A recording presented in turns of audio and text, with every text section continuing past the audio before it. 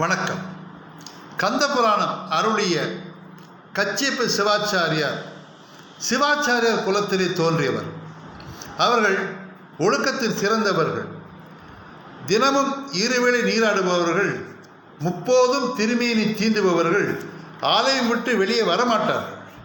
அந்த முப்போதும் திருமேனி தீண்டுபவர்கள் ஆதி சைவர் குலத்திலே வந்தவர்கள்.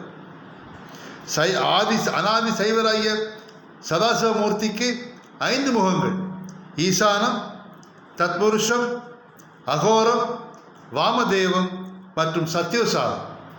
இந்த 5 முகம் கொண்ட 5 திருமுகம் கொண்ட சிவமூர்த்தியை வணங்குபவர்கள், பூஜை செய்வர்கள் தான் ஆதி சைவர்கள்.